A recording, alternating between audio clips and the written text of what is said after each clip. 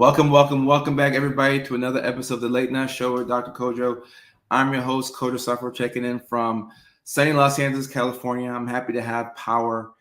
I haven't had power for the majority of the week, being at home with my parents in Augusta, Georgia. So I'm here. I have power, and we pushed the live stream, which is supposed to happen on Monday to Thursday today. And our guest is still going to be here with us.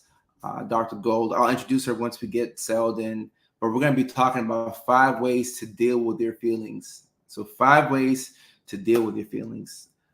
If you're watching on TikTok, you can comment. I'll do my best to get to these comments. I have to look on 2 screens. So my TikTokers, I haven't neglected y'all, but I'm still paying attention to what y'all are saying. So go ahead and let me know where you all are checking in from. Like I said, I'm checking in from what was a very beautiful and sunny day here in Los Angeles, California.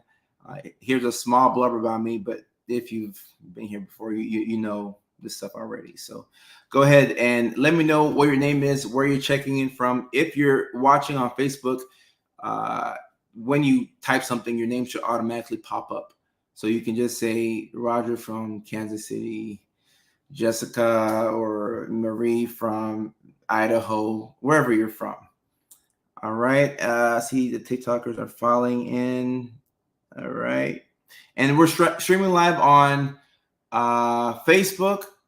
Both my pages on Facebook. We're streaming live on LinkedIn. Both my YouTube pages. We're moving from the main YouTube to the one dedicated for the Late Night Show, but I wanted to make sure that we could get to everybody. So we're on both YouTube pages tonight, and we're also on Twitch, and we're not on X. I try to get on X / Twitter. It was not working. So we're on, I guess, everywhere except for X. All right, Melissa from Quebec, Canada. Melissa, happy to have you. We have Lamina from East Bay, California. Lamina, I'm happy that you're here. Jennifer from Knoxville, Tennessee. Jennifer, thank you for joining. Ali, thank you so much. Okay. All right. So, Ali, I'm going to get sidetracked to talk about the game, but tighten up first and foremost. I'm a fan of you if you're a Titans fan. I'm happy we finally got the first win. I was getting nervous. I couldn't watch the game because I didn't have power at the house, but I was calling my brother in the corner of a very dark house. He was giving me updates. So we scored over 30 points for the first time in 3 years. So we're feeling good. Alexis, how are you doing? Alexis is the OG here. Jody from Michigan. Jody, happy to have you. Elin, if I have it wrong, please let me know, from Vancouver, Canada. And Melissa, of course, from Quebec. I think those are like on opposite sides. Go Lions. Go Lions. I have 2 Lions in my fantasy football team. Well, 3. Jahmyr Gibbs, Montgomery, and then Laporta. So I'm rooting for the Lions too, and they don't play the Titans. All right, so my TikTokers are also here. Thank you for being here. We're going to talk about 5 ways to deal with your feelings.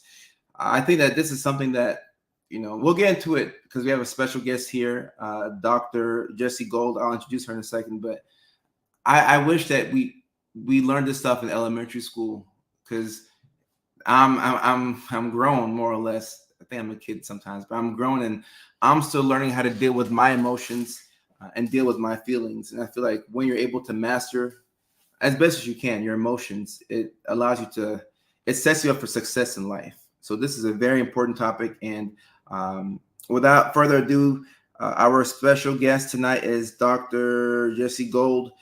She posts content all over social media. She's a psychiatry professor and a psychiatrist based in Tennessee. She has a book that is coming out this Tuesday, October the 8th. So I'll bring her on here so she can talk to us, talk about the book, and she's going to give us 5 ways to deal with our feelings. So Dr. Gold, happy to have you. Hi. I saw a lot of football conversation, and I also saw someone from Knoxville. So my job is over the whole UT system. So that includes UT Knoxville. So I've been there 3 times since I started my job in February. So I'm all over that state. So are you a fan of the Vols or?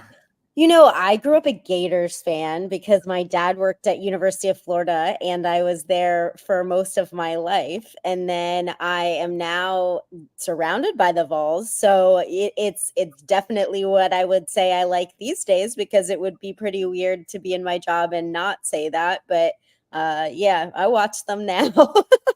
They can't find out that you like the Gators. They can't find that out. Oh, it's too Yeah. late. They know now. It's been, I think I said to them that I knew what it was like to live in towns like Knoxville because I grew up like in Gainesville and Jacksonville, and they're quite similar. Like it's just everyone That likes the is true. sports team. I got homecoming off of school, like University of Florida homecoming off of school because that was more important to the town. It makes sense. Gainesville is huge, especially that Florida Georgia weekend in Jacksonville. Uh, that's the thing I miss about the South. I love football. I love football. That's the way to deal with your feelings, I guess. Football. Watch some football. Yeah, I mean, they're probably dealing with their feelings in a different way playing football. Yeah, yeah. It gets deep. And for the people who don't know who you are, can you introduce Yeah. yourself to Yeah. us? Hi, everybody. Nice to meet you and like get to see everybody from all these different countries. It must be different times everywhere, which is also pretty cool. I'm Jessie Gold. I'm a psychiatrist. I really specialize in healthcare workers and college students primarily. I'm also the chief wellness officer for the University of Tennessee system over all 5 schools there. On social media, I'm at Dr. Jessie Gold, like I spell it Jessi. So across TikTok platform, I'm not as good as you. I'm more like on the artist formerly known as Twitter and on Instagram when I try. I've got a book you mentioned coming out. I'm like not at home, and the best thing I had, and you couldn't find yours either, is this like piece of paper that has what the cover looks like. But this is what the cover looks like. It's called How Do You Feel? One Doctor's Search for Humanity in Medicine. It's out on Tuesday. I spent 3.5 years writing it, and it's part memoir. Wow. And I'm like, it's crazy when you've done something for that long, and then you're like, I guess people will read it now. But I'm excited for people to, read it and get into it. No, we're gonna read it. We're gonna dissect the book. We're gonna get this book, and I feel like, and also the way you post content is also needed. And I feel like social media is kind of shifting from the shorter videos. I still post those to videos that are like longer, and also people are reading again. I'm trying to learn how to read, and like not Just audiobooks, period, the actual period, book. learn how to read. I'm trying. It's difficult. I'm Yeah. really trying. Yeah. And I see somebody has a question. So after we go through the 5 ways to deal with your feelings, then I will see if we can ask Dr. Gold a couple of questions. So we'll open it up Yeah. for I love a Q&A. question. We'll open it up for Just like, Q&A. expertise being really like college students and healthcare workers and things like that, but happy to do very many things and excited that all of you are here to hang out with us and talk about feelings.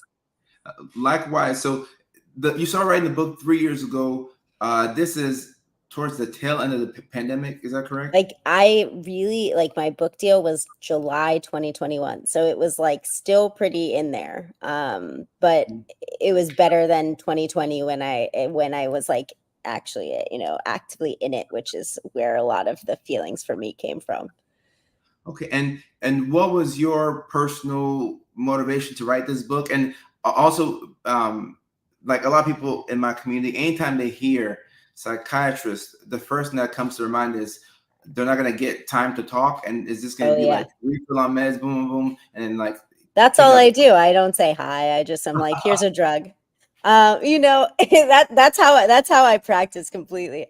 No, but I get it. And I get a lot of people who've had that experience and then they come to me and they're kind of confused that it's not their experience. But so the book is part memoir, part patient narrative. All the patients are healthcare workers or healthcare worker adjacent. So a pre-med, a resident, a ER attend like an ER physician and a nurse who works in the ICU but is actually an onc nurse that gets moved over. It follows us for about 6 months. It takes place during the pandemic, but it's not a pandemic book. It's just that it's like the stressor that made everything worse. yeah. And it looks at all the things that get in the way of taking care of yourself when you take care of other people, really. And I'm a patient. Basically, you see me doing my job, you see me burn out, you see me go to my therapist, and I do that because I think it's fair and true and human, but also it seems weird to be talking about how we need to take care of ourselves while doing our job if I don't also show you what it's like for me to struggle with that, because I'm not perfect at it either. And, you said people get kind of scared of psychiatry. I would hope that in reading something like this, that you'd be like, psychiatry is a little different than I thought. I think you can have people that are like what you're thinking, but I tried really hard within the context of like showing how I think about patients, showing how I do intake, showing how I do my job and think about medication, and showing how it's been for me to get treatment and stuff myself, to really like show a behind the scenes, honestly, like what is going on in my brain behind the scenes, like the thoughts in my head, so that you're like, oh, they're not just like sitting there not thinking about something, or they're not just there to drug me. They're like asking me questions for a reason, or how come the first appointment is like this, and why did they ask me all these questions, and all this kind of stuff. Like I tried to weave that into the stories so you can kind of in an ideal world, it would destigmatize psychiatry in some capacity, but I know we have a lot of room to grow there, and it's a big hill to be climbing. But I think, I learned to practice psychotherapy a lot as part of my training, and the way I think about patients is inherently like informed by that. And I do that a lot as part of what I'm doing. And so you'll see my thought process, which won't feel like, hey, nice to meet you, here's a drug. Right. It's actually personable, and they feel like they can see you. That's what I'm getting. Yeah, I mean, I hope so. I don't at all think our meds are good enough to assume that they can fix all problems. And in the same respect, like all of the data would say it's better if it's meds and therapy. And also, like, in the time period of the book, but this is the case now, it's the case all the time. The world is like constantly on fire, and we're just trying to support people through it. And I can't drug that out of you. Like if you're in an area affected by the hurricane, I can't give you drugs to make you feel better. Like I can maybe make it so it doesn't affect you as much, but the rest of it is stuff that you're going to have to like talk about or work through. And I'd love that if our drugs were that good, but they're not that good. And honestly, they're just like tools, another tool in the tool shed to say like, well, I feel a little better, I can actually talk about this stuff, or I'm not as keyed up, like I can focus, whatever it is. It helps, and I've seen meds do wonders, right? But in the same respect, like there's so much stuff that meds can't do. Yeah.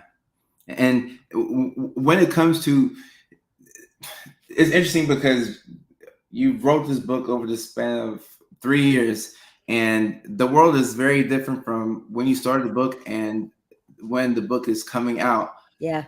So when it comes to managing and dealing with your feelings, of course, I haven't got to the book yet, but like I know you have your thesis statement, like you have your overarching theme. What would you say is the first way for somebody who's watching this now in a year, in an election year of all years, in a year with inflation and uncertainty, overstimulation from the social media and the internet? What's the first way on how we can deal with our feelings? Actually ask yourself how you're feeling, right? So this sounds so simple, and so much of what I feel like I talk about in my job, or what people tell me from my own psychotherapy, sounds so simple that you're almost like, that's the dumbest thing I've ever heard, but it actually makes such a big difference. So my therapist said to me, like, Jesse, have you ever actually asked yourself that question?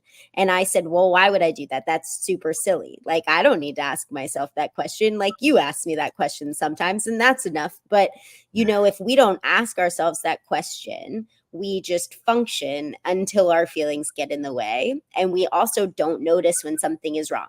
So if we're asking it regularly, then we can say, hey, like I was feeling one way, now I'm feeling this way. What does that mean? Or you can actually tell that, like, in your assessment of your feelings, if your sleep has changed, if your eating's changed, if your socializing has changed, whatever you want to check in with at the same time, you're better able to notice changes and notice them earlier, so that by the time you notice, it's not like you're 10 out of 10 super stressed out and you like can't think about anything because there's too many feelings or there's too much going on.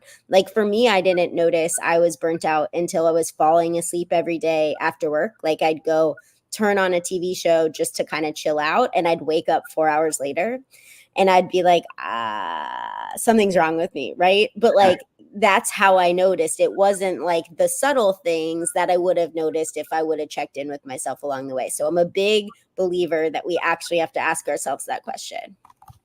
And we can practice by just starting now. It looks like one of your high school classmates is here. That's so funny. Hi, Mel. I haven't seen you for forever, but I hope you're okay.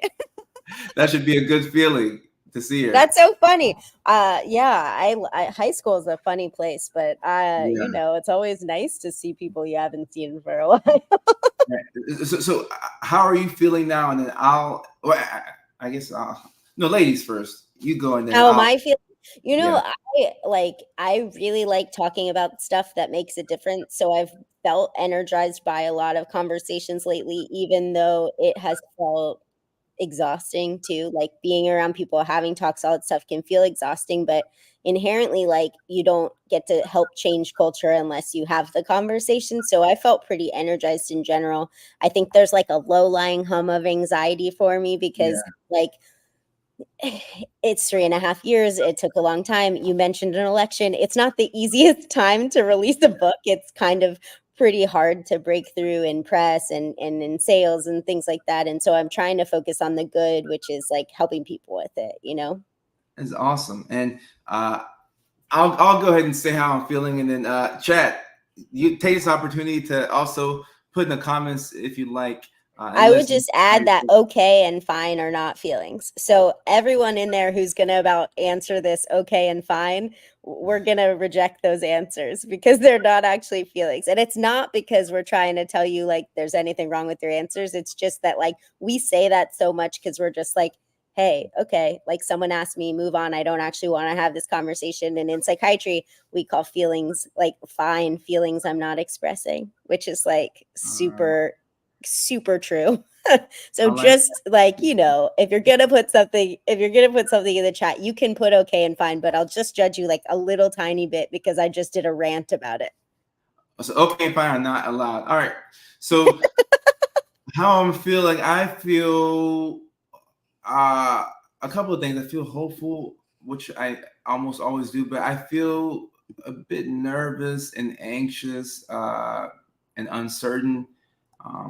And I feel like I'm fairly good at living in uncertainty, but when it impacts, like people that I love with the hurricane, and just friends and family just struggling. So sometimes I take on their emotions. I do feel not stressed, but somewhat scared, if that makes sense.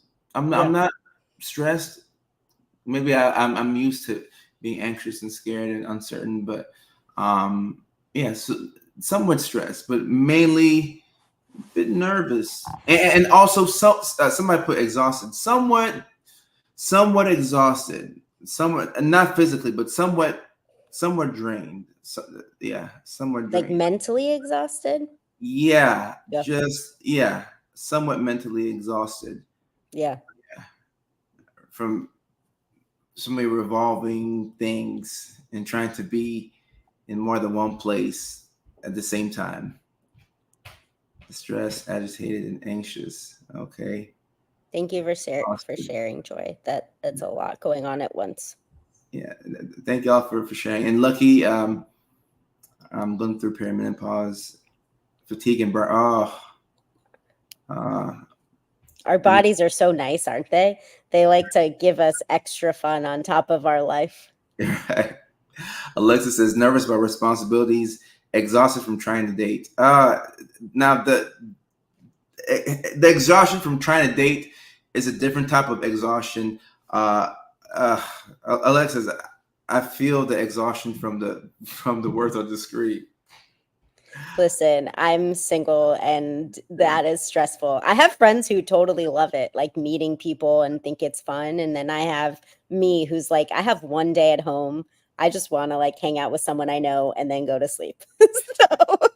And this even going back to the whole dating thing, it is like after you get past a certain age, it's like you fear wasted time, and then like having to pour it out of you, and then it's a lot. And also I will say, now people might be like, toxic or whatever, but we go so fast in today's society that nobody has time to like slow down and like get to know somebody. Like we're going at 100 miles per hour. So like, are we building, genuine friendships and relationships? I ask myself that all the time. Procrastination phase could be some fatigue, depressed, feeling stuck. Yeah, finances, inflation. Yeah, and like I know I was on DoorDash today, and I'm like, hold up, this is getting too expensive. I need to stop DoorDashing. Let me stop DoorDashing. Why do I keep doing this to myself? Do you want to cook instead? Those are your answers. Like, you got a choice. I don't know how to cook, so I'm not a very good cook either, because I feel like if I cook for one person, it's too much work. That's how I feel. But someone's got to give at this point. Yeah. I'll figure out some quick meals that I can make independent of anybody else or a DoorDasher, and Yeah. that should make me feel better. You're a DoorDasher. That's the best. Thanks, Alexis. Well, Alexis, it looks like this is working out. You have to have somebody who's like, I can't cook. I'm gonna need some type of food. Yeah, me and Kojo keeping you in business. Right. Yeah, we'll make sure you stay in business. Connected in my family and closest loved ones, even our passionate conversations, feeling good about finally communicating in a reciprocal way with them. By hearing and hearing by. I like that. Chris, I agree. I think this is good.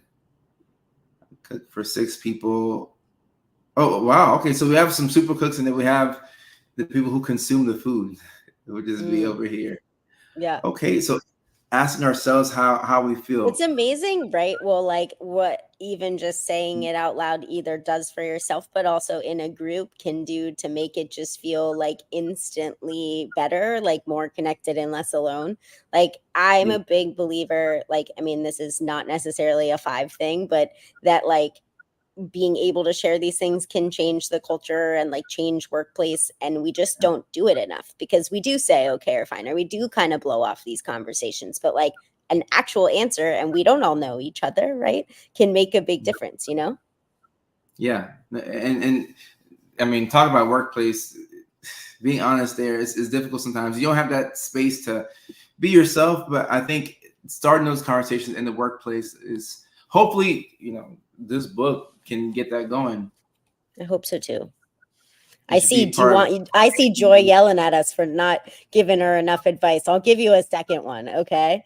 So beyond asking yourself how you're doing, actually, like, once you name it, which you just did, like sitting with the feeling and not trying to fix it right away. So I think that we very much, and I'm the same way, like in our society, we're like, big feelings are scary. Like, if I have a feeling, it's going to disrupt my workday. It's going to disrupt my like flow of everything. It's going to just be like all consuming. And what we really need to do, and what I've learned, I'm not good at this either, let me just say that, is that like, we have a feeling, we name it, and sometimes you're just mad, and you're not mad and I'm going to figure out what to do about being mad. You're just mad for at least a little bit. And that's really hard, because we're like society, culture, whatever intersection, lots of reasons why this is true, but we like very much want it to just stop. Like, what can I do to make it stop? And then I can keep working, I can keep parenting, I can keep doing all of the 100 responsibilities I have to do. But actually, if we like just sit there with it for a second, it will like the way to fix it will come. But in part, it is helpful and curative in itself to just give you the space to have that feeling. I like that. And to play devil's advocate, what about the person who says, I can't relax, I can't sit there? Like, how do you deal with that? Exposure. Like, it's not going to be awesome right away. It's like the first time you do it, you might have to just be like, I am mad. That's all I've got. Right. And that's okay. The first time I was mad, I still like and named it and sat with it. Like, I couldn't sit with it for very long. I don't like just sitting with anything. And so maybe the first time you can just name it, and maybe the next time you can name it and sit there for a second. And maybe after, like it's going to be a process. But once you start it, it'll be a little easier. It's just, you might have to sort of like slowly get into it, instead of just being like, I'm going to be super good at this right away, because you might like totally hate it. No, it takes a while. And I think sitting there with the feeling comes before like talking to somebody about it, right? Just sitting there and checking in with yourself. Is that correct? Yeah. Like, Okay. I see this like you want someone to listen and not suggest a way to fix it. So, like, we're like pretty bad at that, right? So, if someone asks you what's up and you tell them what's going on, they're going to tell you how to fix it right away. Or they're going to tell you their experience, how they fixed it, and then tell you how to fix it, right? Like, we're Yeah. not good at just listening because we want to help, and like we think helping is actually the doing, and it's not always the doing, right? Like, I'm a Uh, psychiatrist and therapists do the same thing. Like, I learned so much in training that like you diagnose it and then you treat it and people get better, right? But in therapy or other things, like, it's not like a pill, like it's not just going to change immediately. You go there because it's a space that someone listens, right? Like, you're getting more out of it than just the thing that fixes you, right? And I think that's really important. And when you check in with yourself, like that right there, I think it can also help to prevent impulsivity and acting on that emotion before you could name it, because you just took some time to check it out with yourself and realize, oh, like you said, I was just mad. I wasn't mad at the person. I was just mad. And then, if we can just pause ourselves between the thought and the action, it can save us a lot of, grief, heartache, pain from whatever action comes after that. Yeah, and then I mean, which leads me to 3, which is that there aren't good or bad feelings. So I don't know, society maybe told us which feelings are good or bad. I think we really want to be happy. Like, we just want to be happy.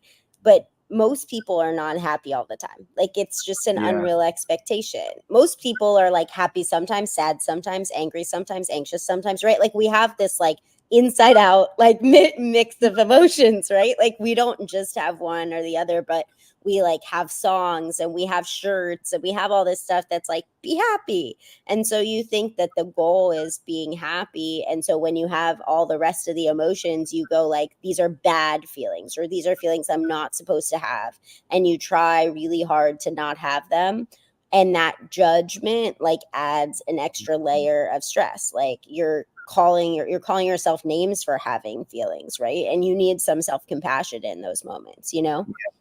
And when you label a feeling, because obviously when you label a feeling bad, it can lead to shame. But when you label a feeling good, can it be detrimental in an unexpected way? I think if you label a feeling good and then it becomes hard to attain, then you think you're never good again. Ah, Like, in a perfectionist way. Like, part of the reason yeah, happiness as a goal is complicated is because it is mostly unrealistic. And so if you think you just want to be happy, you're never going to truly always be happy. And so you're going to be like, I'm bad at being happy. Like, there's something wrong with me. And then it becomes this whole like the weakness thing, as opposed to just like, actually, it's much more complicated than that. It has nothing to do with you, and it's not a judgment on you. I really like that. And it's funny because I was thinking about the song "Pursuit of Happiness" by Kid Cudi. Are you familiar with that song? I've It's an heard older it. song. You're Uh, cooler than me, but I've heard it. oh no, it's well, everybody knew that song, but pretty much in the song he says, "I'm in pursuit of happiness." Um, like that's the theme of the song, that you're on the pursuit of happiness. But then as I got older, I still love the song, but I thought to myself, could the pursuit of happiness be why you're sad if you're trying to pursue an emotion or feeling that's not attainable? I would think so, don't you? Like, what, aren't you going to be like constantly disappointed? Right, And there's because this you're whole, always if not. you want to quote another song that's much less cool, Miley Cyrus, The Climb, right? Like, inherently, we're not really actually thinking about the steps to get there. We're just kind of like, we're thinking about trying to get to the place. And then when we get there, we're still just trying to get to another place. And so if Yeah, happiness is that place, you never really stop to enjoy the steps along the way, right? Because why would yeah. you? You're not there yet. Mm. And I like that a lot because it helps you put this, like, get this mindset of just being, like, Yeah. because if you're trying to chase something, then it can feel unattainable. But then I just am, like, whatever I am is okay, and learning how to sit there with that emotion. Ah, okay. I still love that song, but I don't want to be chasing happiness. I It's think very it's not simplistic to like you chase it. have to judge music because I think Yeah, that it serves a purpose and it serves like even the emotion behind it, even if it's not the lyrics, can be really meaningful, right? But I think yeah. that like sometimes we get these messages without realizing it. And like one of the messages we get, I mean, literally, I like the song, but we literally have a song called Don't Worry, Be Happy, right? Why, like, shouldn't we, like, we should be allowed to worry, and if we sometimes are happy, that's also okay, right? And I like that song. It is really Uh, pleasant and really nice, but it yeah, is inherently kind of invalidating. yeah, yeah, yeah. If you think of it from that perspective, because telling you not to worry is leading to more worry. And what about okay, what about feeling numb? Uh, is it possible to just let numbness be numbness and not label it and just allow it to stay? Yeah, so numbness is a feeling. I think we think that it means like absence of feeling, but I think it actually is a feeling, right? So sometimes it's like overwhelm, and so you don't feel anything because there's too many feelings. Sometimes it's disconnect, like you don't, like you're protecting yourself in some way, and so you feel numb, like you're kind of just removed from the situation. But I think like numbness has its own information to tell you, right? And so I don't know that you Mhm. have to necessarily say like this is problematic that I feel this way, you know? Oh, Yeah, you I'm guessing you mean don't worry, be happy. right. It can be helpful. And being worry and be happy at the same time. Yeah, you definitely can. Yeah, so like I'm a much more nuanced, balanced thought person. Like if I were, I do like the dialectical behavioral therapy thought of like nothing is all good, all bad things are good and bad. Like, the same with Mhm. like you can worry and you can be happy and it can be the same thing that's causing Yeah, it, or it can be the same moment, and you don't have to be like one or the other. Like you can be both, you mm, know? yeah. I think that shame that comes from labeling the emotions or categorizing it is very damaging. It tends to hold you back too. Mhm. Tends to hold you back, like an out by experience. So, what would be the fourth way to say to deal with your emotions? Yeah. So now that you've sat with it and you've named it and you didn't judge it, I will let you figure out what you would like to do to cope with it. But what you do is up to you. So there's no like perfect coping skill for each emotion. There's no perfect coping skill for like the universe. The best coping skill is the skill you will do. Right. So There's no right or wrong here. no, see, the problem is, and this comes from people like us, Kojo, like there is some evidence, right, that like things like mindfulness are good. And so we started recommending them a lot.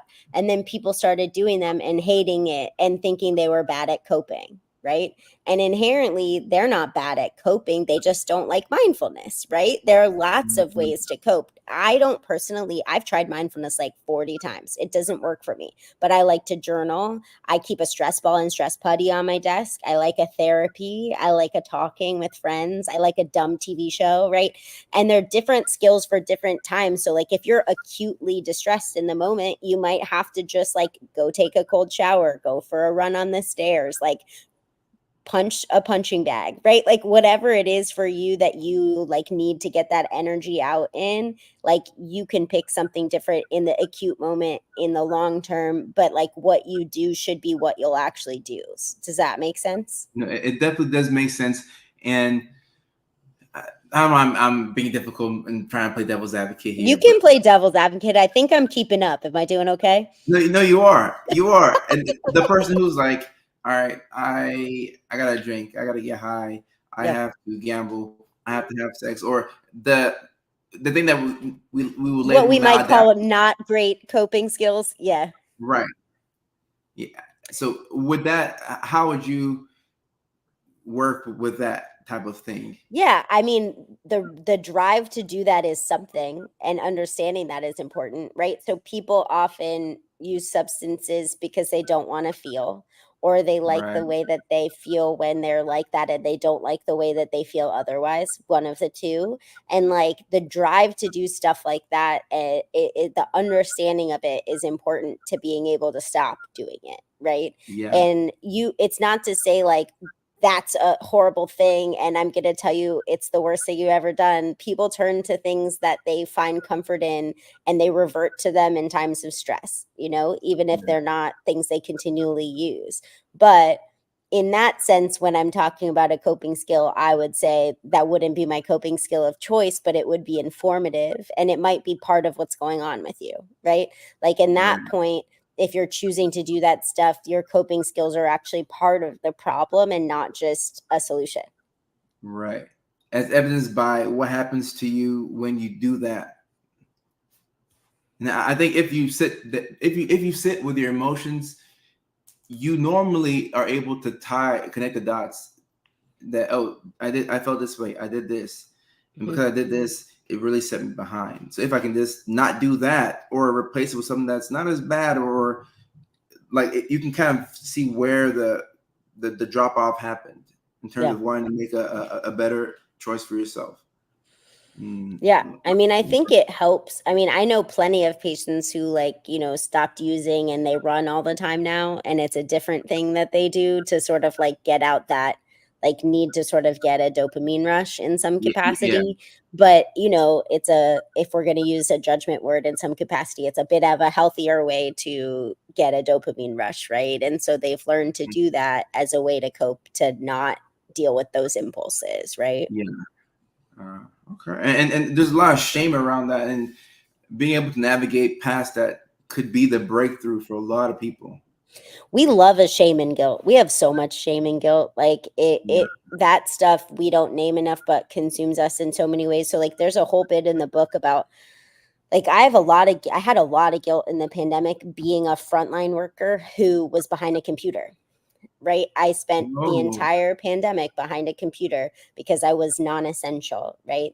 And I'm taking care of healthcare workers who are on the front line and all day, like at risk. And I'm thinking like I'm helping them and I'm holding them up, but like I'm not at risk. Like there's privilege in that. And I'm guilty that I'm not, because we were taught to always run towards the fire, if you're going to use a metaphor. But like inherently, I had so much guilt about that I did more. Like I did every talk, every outreach, everything I could possibly do, because I was like, I need to make up for it. And that burnt me out in its own way, because I was like trying to get over the guilt by doing more, thinking that like somehow magically, if I just did that much, if I just kept doing it, like somehow I would solve the problem, right? Which doesn't like logically make sense, but it inherently was just a reaction to trying to deal with guilt that I didn't define or name until like probably a year later.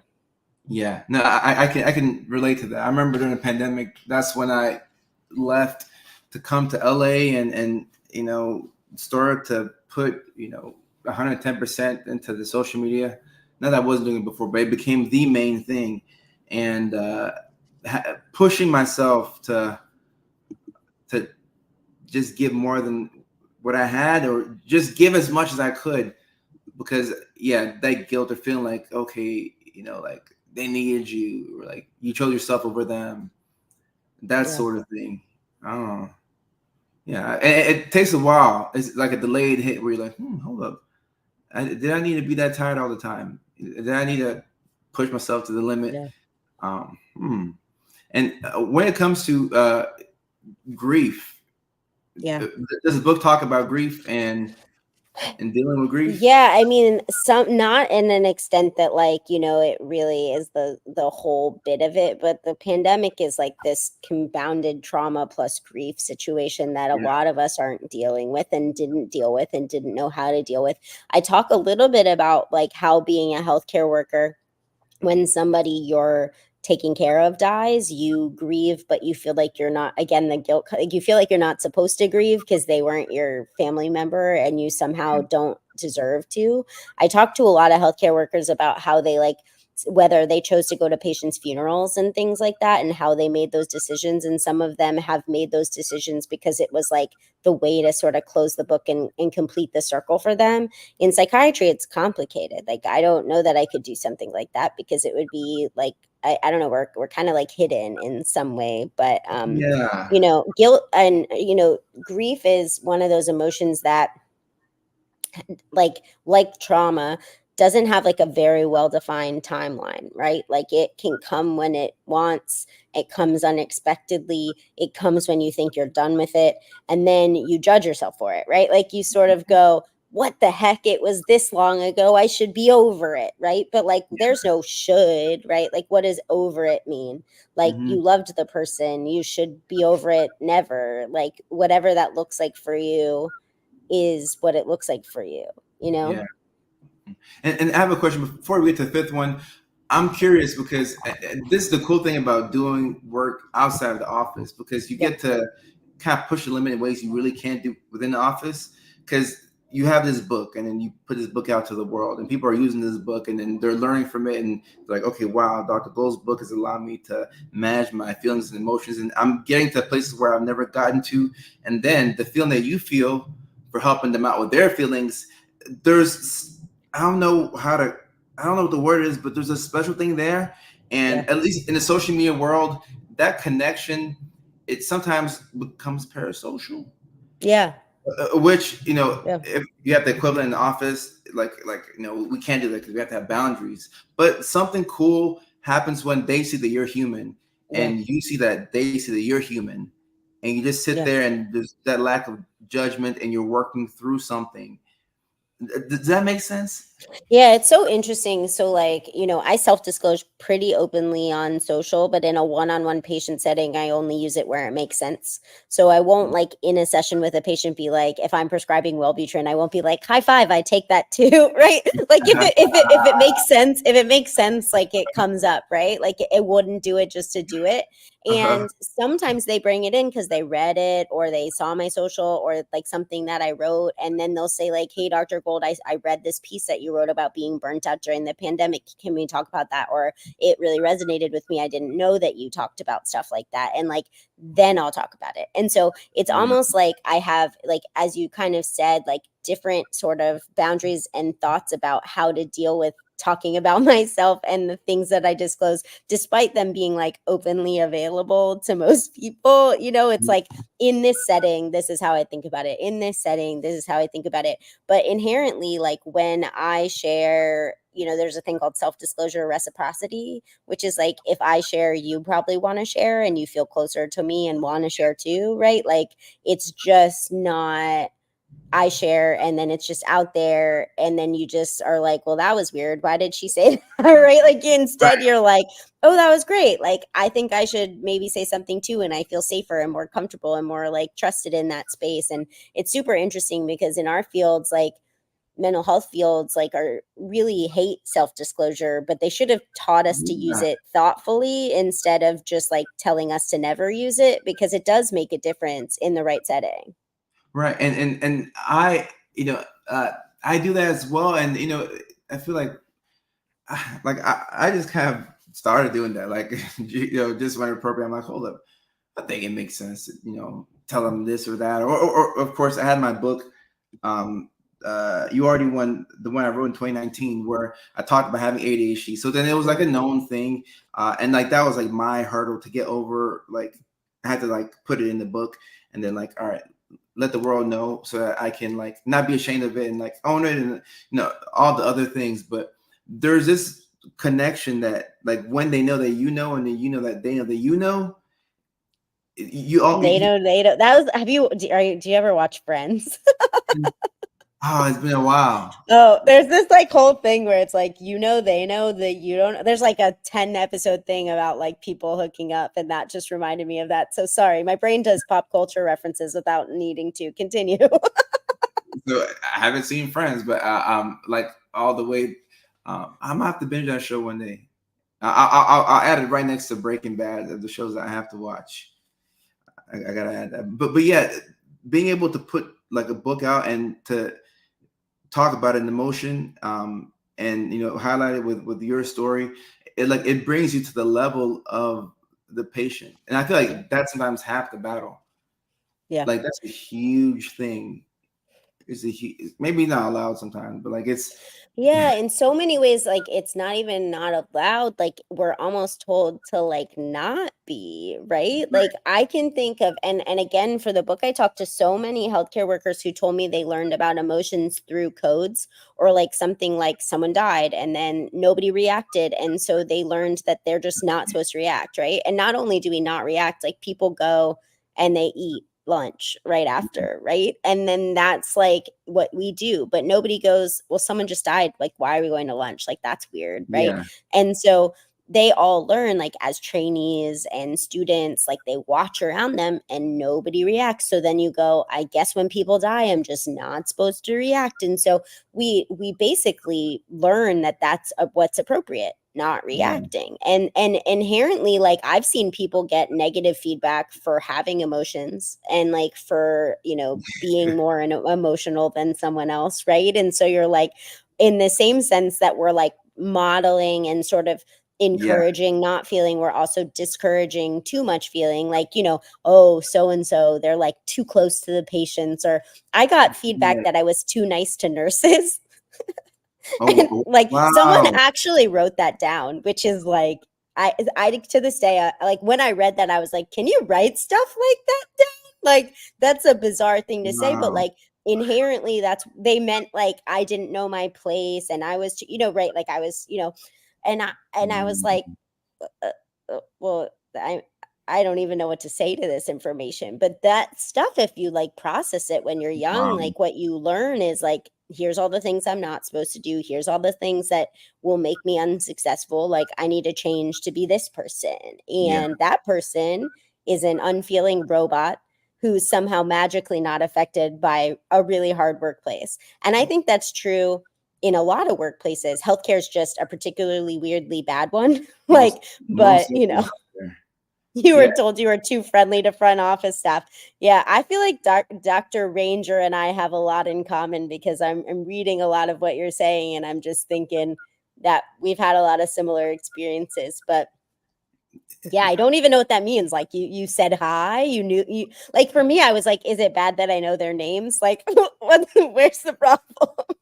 I mean, it's frustrating because it's kind of like when a kid gets to like 14, 15, and they can start to critically think, and they see that their parents are telling them one thing but they're not doing it. So it's like, all right, why would I listen to you? Like your words carry no weight because you're doing one thing but you're telling me to do this other thing. So Yeah. then it's same thing in the office. If you're a robot telling somebody to like feel and like feel your emotions, like no, check in with yourself, but you're delivering it in such a stoic way where it's like boom, boom, boom. Then they're like, you're not even a real person.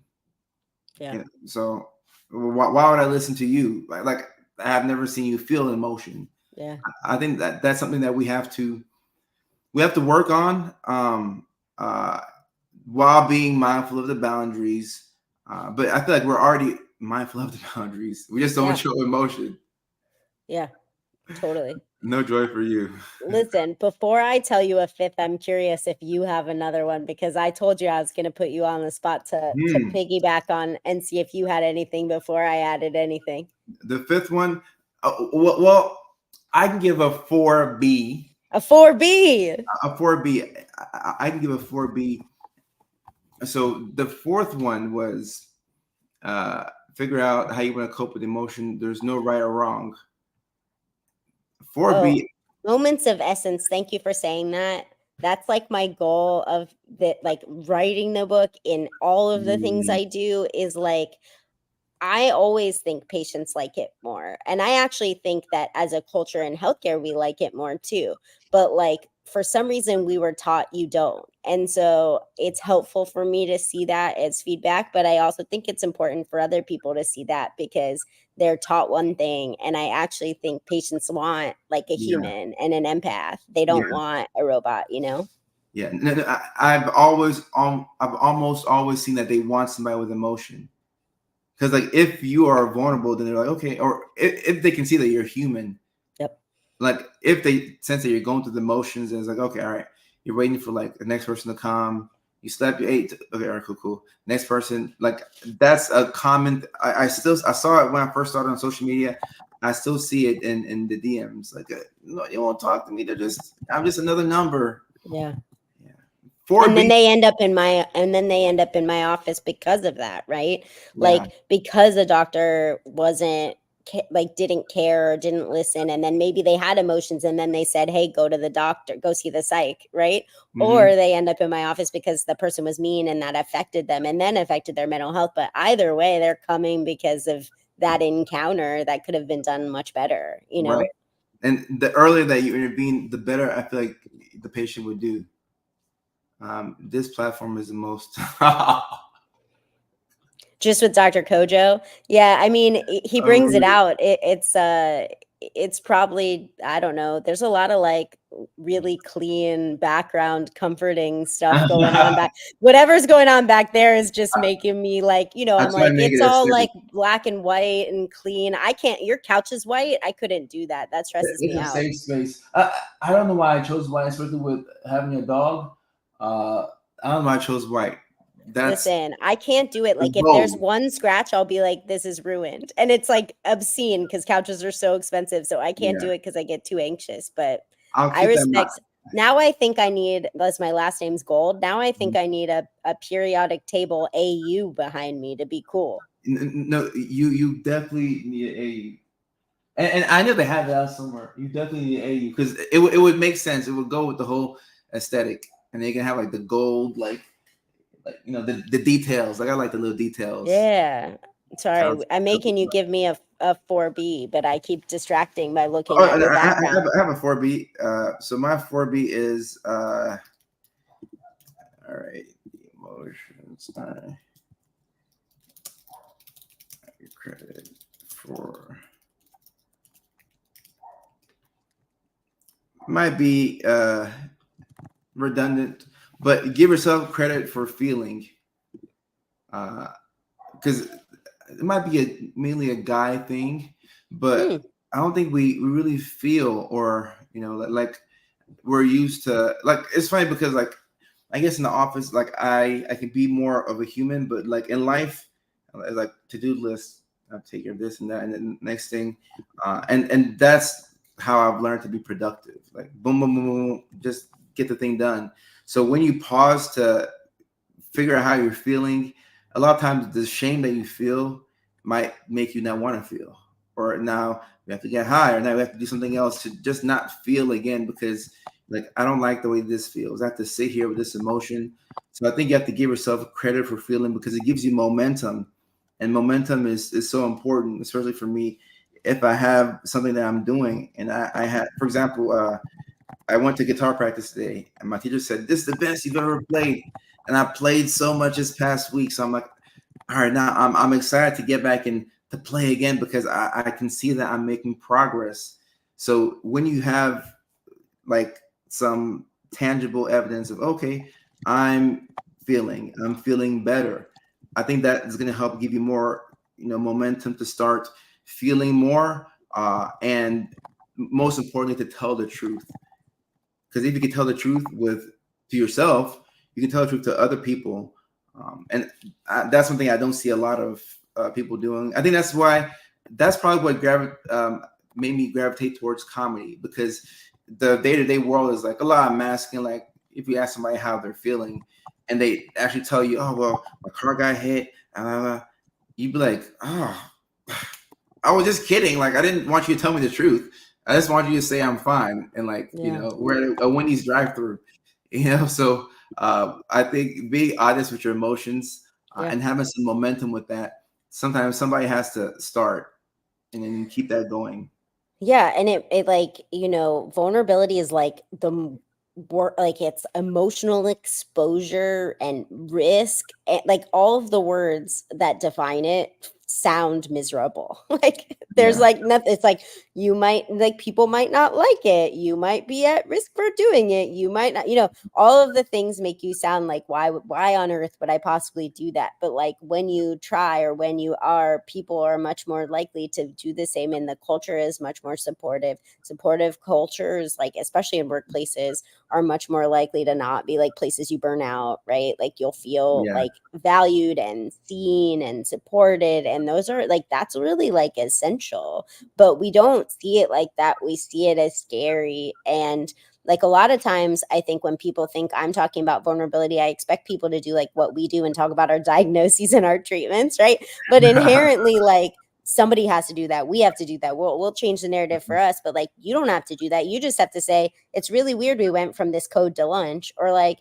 it wasn't like work and life is really hard to balance, or sometimes my emails piss me off. Like whatever it is, right? Like some of these things that are really like quiet things that we just don't say out loud, like are really important to try to say out loud, and that will change culture just as much as like me and you like openly talking about our treatments and diagnoses, right? Like we need that, but we also just need these like subtle reinforcements and changes and like awareness that you're not alone in your reaction to whatever's going on, And just that plus pausing and like taking the time to feel what you're feeling, I think it's so helpful, because when you figure out what you're actually feeling, it gives you a lot of insight into what to do next, at least for me, because then I can realize, oh wow, I'm feeling stuck because I'm afraid. I'm actually afraid of this person's opinion of me, or I'm afraid of what will happen if I do this, if I'm going to lose these people in my life. Like I'm afraid of what's going to happen if I start to be who I actually am in this environment, because I have all these people here. And then the alternative is, I tell the truth, and then now you're lonely. So when you can figure out like the actual thing that's making you stuck, and then you also let go of the need for, like I have to have them around me, or I have to be this way for those people to accept me. It gets you closer to environments where you can tell the truth, which is really hard. Telling the truth. Laugh. That's funny. When you figure out your feelings, you can figure out your needs. Right. And sometimes you don't know what boundaries you want to set for yourself. You just know that it's like, okay, like I feel bad, but you don't know why you feel bad. Mm-hmm. You kind of know why, but Yeah. So like an early burnout warning sign for me is I get email anger. Like if someone sends me another email, I'm going to like take my computer and I'm going to throw it across the room.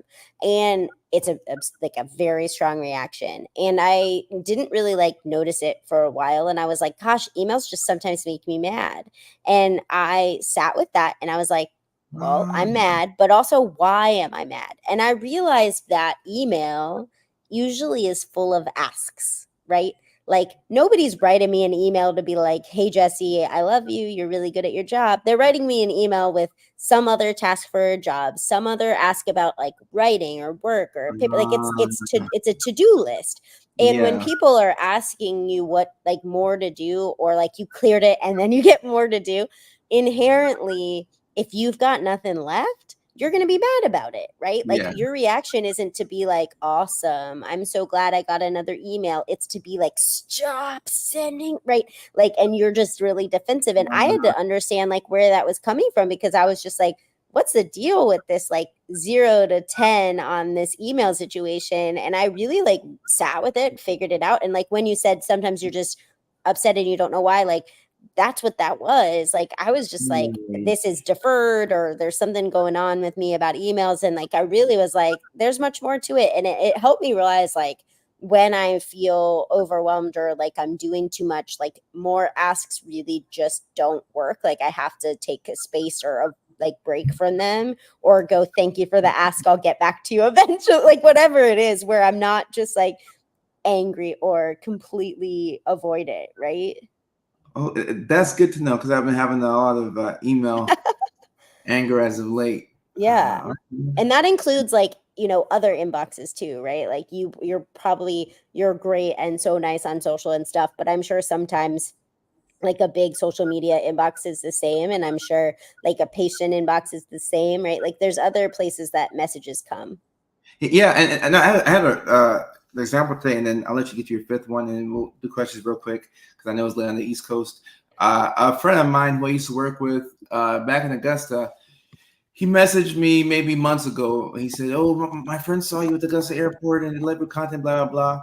I saw the message, and I want to get back to it, but I'll get back to it eventually. Just all these messages. So I got back to it today, and it was a message from July. But he had sent another message since then, and he said sent another message like maybe a month or two after that first message, saying something along the lines of, "Oh, thank you for replying so fast," like a sarcastic thing. And I was like, "Look, do your best to not be offended. I get a lot of these," and just left it there because like. Early me was like trying to get back to every email and every DM. I quickly had to stop that. I would have lost my mind, and maybe I have lost my mind, but I think I got it back. No, it's so interesting. Like a lot of people are talking about like stuff with phones and stuff. Like I always view phones like a little more personal than email. Like I view like if you've got my phone number, like A little bit, it's yeah. a little different. And like people don't always feel like that. Like some people at work like have their cell phone in their like signature. Like Mhm. the number that's in my signature is whatever they assign me from work. I don't even know how to check half of those messages. And like Good. but inherently like my cell phone feels more like, oh, that's like probably a friend or a family member or something, and like I'll get to it, or I like look and see what it is and make sure it's not like something urgent, but it feels different than email to me. But when I was super burnt out, like I also just like ignored that because inherently Mhm. like as a person who is an empath, was always pretty good at listening and got better by being trained, my phone is also full of people asking for more stuff to listen. And it's not bad. I love being that friend. Like it is inherently who I am. It is inherently my role as the fourth kid. But sometimes like if I'm spent too, I'm also like, oh, I don't want to not be a good friend. I don't want to not be a good sister. Like I need a break too. And so that can be hard too, Yeah. I think. Yeah, but I think it gives you insight into yourself because like I know that I need friends who, like I might not get back to you until like next week or 2 weeks, but I'll get back to you. And Hmm. whenever I'm dating, I'll need a partner who is very understanding and also somebody who's a good listener because I have to listen so much. I need somebody to listen to me because I can't do all the listening. So it gives that insight. All right, so the fifth way to deal with your emotions and your feelings. Yeah. So I think, like, I'm not sure that you can maybe think of the better headline for this, but I think it's like we're a constant work in progress, and like expect that if you figure out what emotion you're feeling and you figure out a way to deal with it, it'll come back around. Like it's not just like Mm. gone and that's the end of it. And I think that for some reason, in part of like, we learn to approach emotions like we just won't have them. I also think we learn to like think that they like we did something wrong if they come back, or we did something wrong. Like to me, like if I used to think that like as a perfectionist, that if I was really good at my job, I wouldn't burn out. That like somebody who's good at Yeah. their job can do everything and more and not be affected by it. Like somehow magically, we can do all of these things and just be awesome all the time. And if you can't, then somehow that's you, right? And I've had Mhm. to learn, like, in so many ways, like, that burnout is an expectation, that having hard feelings is a part of what I do, and that I shouldn't expect they won't come. I should expect that they will and prepare for that. Does that make Yeah. sense? No, it makes sense because I had that realization not too long ago where I realized that I love what I do. I love everything. I love all parts of it, but my love for what I do will push me to the brink of burnout, and then I'll be burnt out, and I'm gonna have to take a step back. So it's just more so of catching it as soon as it starts to happen, and then recalibrating. But it's gonna happen, and I think when you expect it, then you don't judge yourself as much. You just realize that, oh, this is the cycle, and let me quickly adjust and get back to doing what I love doing. But prioritize myself, for at least for a brief moment in time. I like that. Ooh, I really like that. All right, so y'all, let's go ahead, take a couple of questions for Dr. Gold. I have one question for Dr. Gold, and then y'all can leave your questions in the comment section. So my question is, throughout this whole ordeal, from getting the book deal to writing the book to preparing for launch day, and then now it's Tuesday of next week, your book is coming out. What have you learned about yourself throughout this whole process? I like deep questions. No, there's a lot of things, honestly. Like, I learned that I thought I had processed a lot of things like in real time, and I didn't. Like, that going back and thinking about some things, I learned a lot more about myself, that there's layers to processing, that it's not just like in the moment you figure it out and you're good. Like, sometimes you have to like revisit an issue and you'll learn something else. And like writing the book did that for me in a lot of ways. I think it also pulls at a lot of like overachieverness that I'm trying to like fight. I can't control the fact that the news cycle right now is really hard to break through. I can't control what people choose to buy and purchase and like. And at the same time, I need to feel like there's success in something I spent 3.5 years on. And so I've been working on like what success means, right? Like how to define success outside of objective measures of success, right? Like inherently, a successful book sells copies, right? Like that's what there's lists, people make lists, right? But inherently that's hard, especially when there's like 30 books coming out on each day, and especially when there's an election, and especially when people are, my book's coming out at the same time as a certain first lady that is not the current first lady, and it's number one on Amazon, but maybe that's just because of purchases that are different, right? So inherently it's like all this stuff that Serenity Prayer I can't control. And so like I've really had to sit with like, what does it mean to be successful? And I think, initially my answer to my therapist on that was like, I help people with it. And she said, Jesse, that's still external. And I hadn't really thought about that, because I was like, well, isn't that the point? Like, isn't the point that like even one person gets help by it? And she was like, sure, but it's still not like how you feel successful. Like you're defining your success still by someone else. And so I've really like had to be like, it is a success that you wrote a book. It is a success that you taught yourself how to do like narrative writing more than you have, and dialogue writing more than you have, and you could like actually figure that out and do a pretty decent job.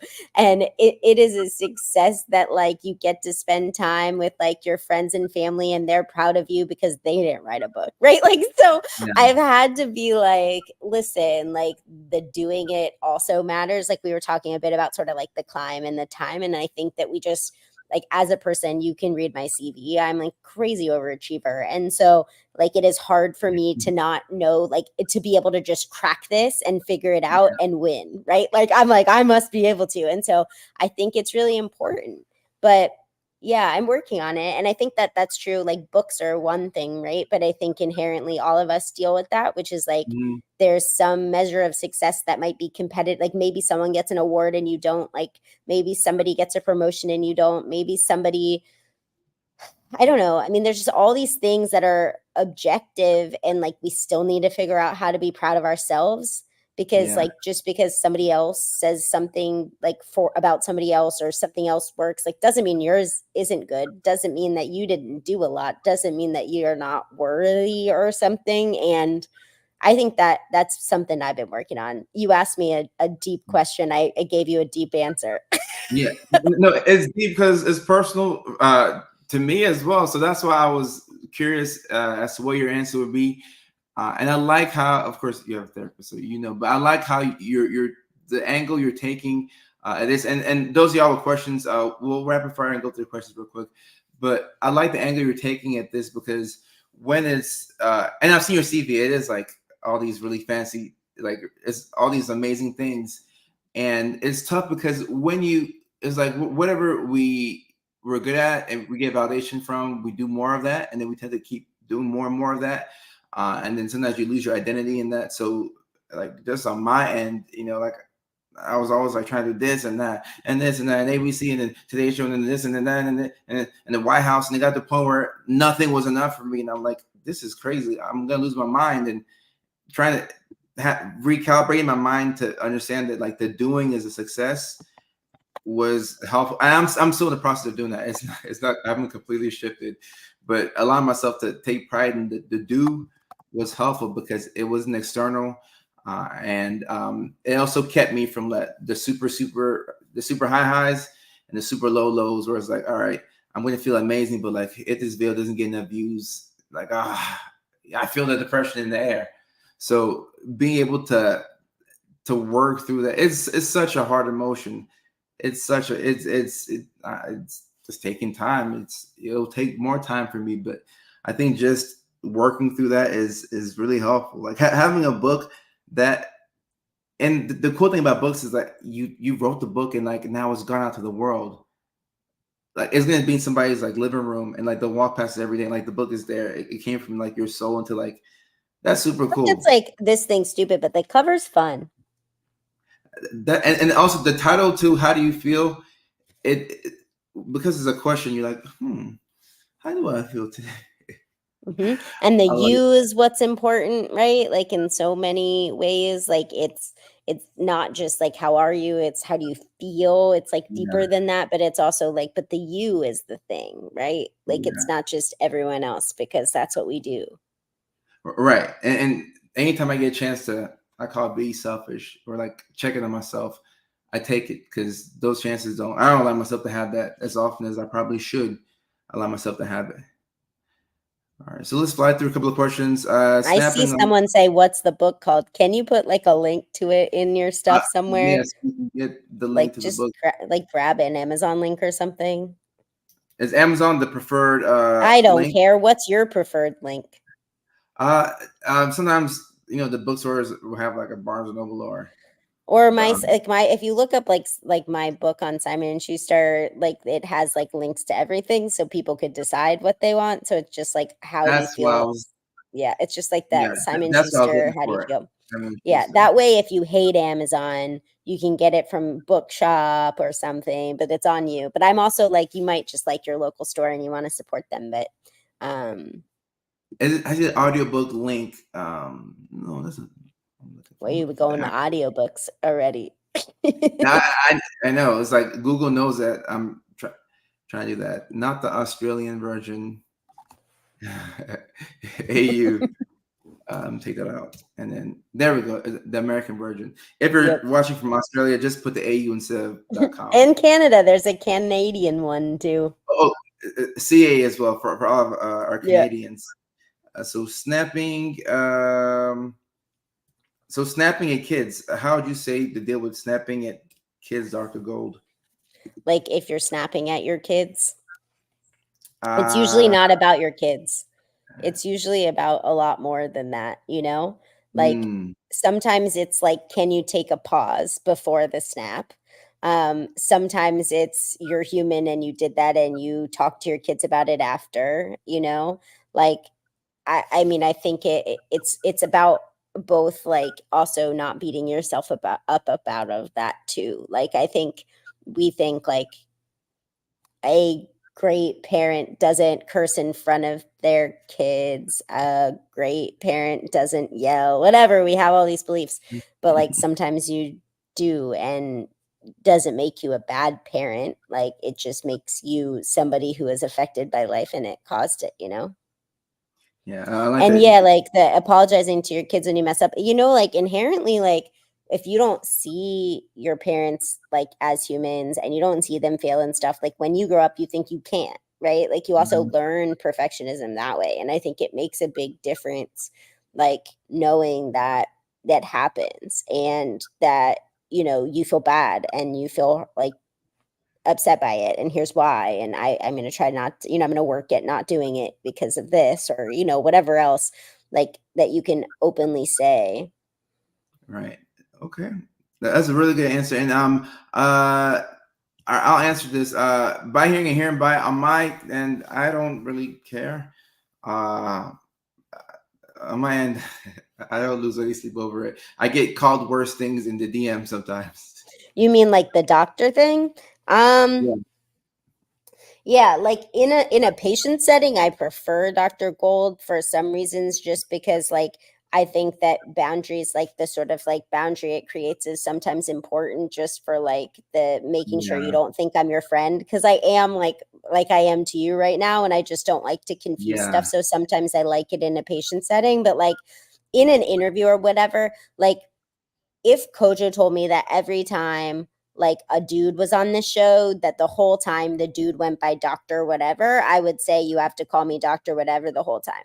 Because then Yeah. I would feel like I was actually minimizing my own training, because I was like, it's cool, just call me Jesse, right? But for me, like if it's equal, if we're having conversations, like my name's Jesse, like I don't expect you to call me that. I tell students, I have like groups of undergrads and things that I'm doing for work. They can call me Jesse. They're not my patients, you know. They're like in Yeah. work with me, and like they don't need to call me if they have to, because they're from the South and they need to respect me. Like they can call me Dr. Gold if they want to, but like It's different I the South. Yeah. usually say like, hey, you know, you can call me Jesse if you want, but I get that, you know, you might not be able to, and that's okay, you know. Yeah. And I do like what you said about being called Dr. Gold in the clinical setting, because especially like when you have such an affable personality, it helps to just kind of like remind, like, hey, like I'm not your friend, like I'm really here to help you out. Like we're not gonna go to Dave and Buster's afterwards and hang out, like we can't do that. It's not possible. How to deal with rage and anger from work, and after this we'll take one more and then that'll be it. Uh, I have a lot of my baseline is anger. Have you ever been to one of those rooms where you break stuff? Like I I have did not. that I'd like to be recently there. and it was really great. Like it was a What was it workout called? also. Like they're called like rage rooms, right? Like they inherently you go for like an hour and you like break a TV. Rage Room. I would love. I would love to do that. I would love to And I break it. know that that's like such a weird answer to you, and that's not probably what you wanted as an answer, but I did it recently and it was really healing. And I think I go to anger pretty quickly, and I felt like it was really helpful to be like in a controlled space where I was allowed to be angry. Like screaming's the same way, but like you can't just scream or people come and think you need help, right? And so like having this space to just be angry in those settings that are so controlled was quite nice. Like obviously there's like you have to like pay for it some, so that's a little bit of a pain, but we did it as a retreat for work. Like I that's what I suggested, which probably means something about me, but I would love it to do is so that. nice. Like even watching the guy I went in there with break a TV, I liked it, and I was like, I don't know what that means about me, but I'm super into this like rage room thing. And I think like having a space to be angry, because you're not going to be able to, like, you don't want to yell at your coworkers. It's maybe not Yeah. about your boss, but even if it's about your boss, like that's a dangerous place to be really angry and mad. Like you can get fired. Yeah. So like emotions and having them are important, but sometimes you can't have them in the workplace like as much as you like. I would love to tell you you can have them wherever you want, like sometimes you can't, and so you need transition time and you need end of workday plans. So like in between meetings you can have feelings, maybe you should be able to do that. Going to work and leaving work are also really good times to go, okay, what was that, right? And like give yourself time for that. My therapist talks a lot about Mr. Rogers and how Mr. Rogers like would come home and change his like outfit into like inside outfit, and like, you know, wearing a sweater and different shoes, and she says like, you know, it's like he took off the day, like the day is like he has a transition to like remove the day. And like for me, like, you know, if I don't deal with how I feel with like patient after patient after patient, that's hard and hard and hard or whatever, right? Inherently, I'm going to go like eventually, oh, that was really a lot. But I'm not going to maybe notice the first day, but I might notice day 3 that all of that combined was a lot. So, like, having this space to be like, the day's over, like, I need to take that off is also important. Rage room could be one way to do it. Like, listening to music in your car on your way home can be another. Like whatever it is, I think inherently like having those transitions can be big, because you can't have the workplace isn't always the best place for a lot of anger. Yeah, and that's a realistic answer. I like that. I'm gonna steal both of those, the Rage Room and change it to my inside outfit so I can just decompress. I like that. Okay, and I put the last question on here. And while I'm doing that, I'm gonna go get all of the links for Dr. Gold's Instagram, and then I'll put the book up here again. So, thoughts on wanting external validation? We spoke a little bit about this, but any final thoughts on external validation and wanting it and Yeah, I motivation? mean, I think inherently, like like comes from a place of that's just the way we're all raised. Like when we learned to like use the potty, they said like, "Here's a sticker. You went pee pee in the potty," right? Like we train you to do things for external validation, right? Like in my household, we got positive feedback. Sometimes we got allowance money for good grades. So I learned that getting A's was valued, right? And so, like, external validation is a successful behavioral modification mechanism, but it Yeah, also can, like, make you do certain things that you don't necessarily know that you want to do for that purpose, and you sort of start seeking it. And so, I think there's a balance between using it as a way to inspire you to do something, motivate you to do something, and a way to like thrive and exist only for that. And like, I don't know necessarily how you know it crosses over, but I think that it's important that you start to like ask yourself, like, why? Like, why is that important to you?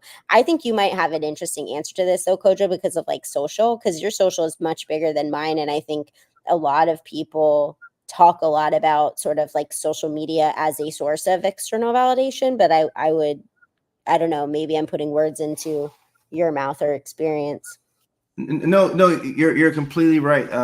It's been a deep journey, and I mean, I've been in therapy, but I need to go back to therapy to work on this because it does something to your brain. It's definitely done something to my brain. I'm still working on it through it slash whatever, but it's done something to my brain to where uh, it's almost like a drug.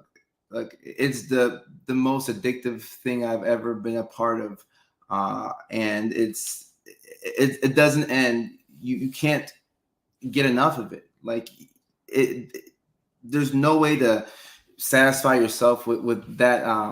So it's a slippery slope, and what happens over time is that I was beginning to root my identity in it, and it was that was leading to frustration because that's not who I am. I'm somebody who does X, Y, and Z, and as a byproduct of that, I get to do whatever. But it's not my identity. But it's complicated a lot of things, just interpersonal relationships, dating for sure.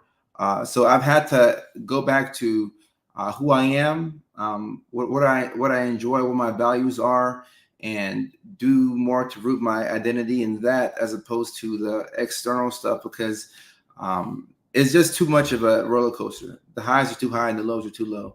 So now it's like if somebody's like, "Oh, you're the best of all," I'm like, "Oh, thank you so much. I appreciate it." If someone's like, "Oh, your content is the worst," I appreciate it. I've learned to level myself out because I did not enjoy the roller coaster of the super high highs and the super low lows. So Yeah, I did, like book reviews are similar, right? Like you put a book and like yeah, and even worse, a book that is personal and a memoir, and people can tell you if they like it, and then like how and it feels very much like they're saying if they like you, not just because it was your skill that wrote it, but like mhm. because it's actually your story, right? And so like it's its own interesting thing where you're like I have to sometimes be like, you can't control how other people receive things, perceive things, understand things. Like sometimes that's their own like lived experience contributing to the way that they are. And you did a really good job. And you are loved and you're a good whatever you need to do to kind of like Affirmation, yeah. recenter and like that and have some self-compassion, which is really easy not to do when you're an overachieving perfectionist who was told to like keep going, right?